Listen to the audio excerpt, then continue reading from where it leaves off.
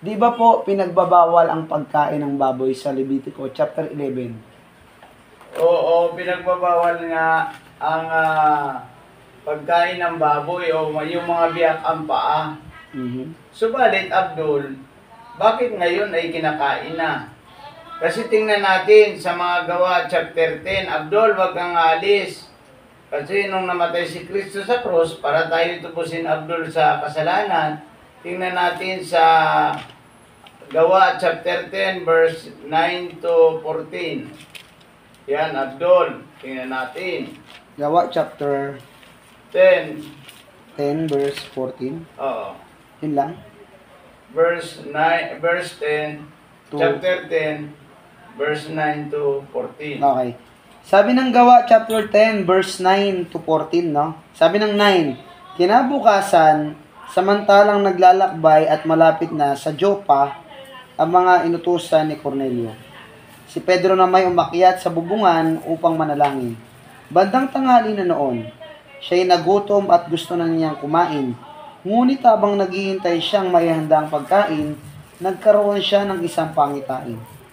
Nabuksan ang langit at nakita niyang ibinababa sa lupa ang isang parang malaking kumot na nakabitin sa 4 na sulok. Nagkaroon sa kumot ang lahat ng uri ng hayop, mga lumalakad, gumagapang, at lumilipad. Narinig niya ang isang tinig, Pedro, tumindig ka. Magkatay ka at kumain. Sabi ng 14, ngunit sumagot si Pedro, hindi ko po magagawa iyan, Panginoon. Kailan may hindi ako kumakain ng anumang marumi o di karapat-dapat kain. Ayun. Sige, tuloy mo. Okay, sabi ng 15, no? Muli niyang narinig ang tinig, huwag mong ituring na marumi ang nalinis na ng Diyos. Ayun. 3 ulit na nangyari ito at pagkatapos ay kaagad na inakyat sa langit ang kumot na iyon. Ayun.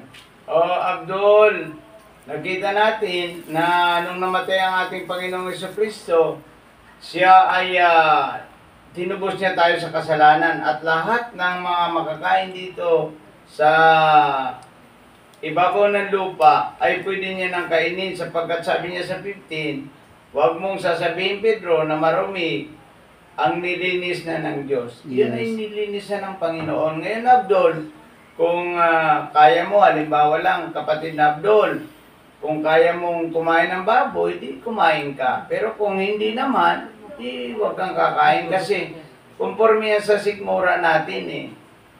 Yan, kumain ka kung kakain ka. Pero kung hindi ka kakain, wala naman masama doon. Yan, Abdul. Ang mahalaga, Abdul, lahat tayo magsisi para tayo makapasok sa kaharian ng Diyos, Abdul.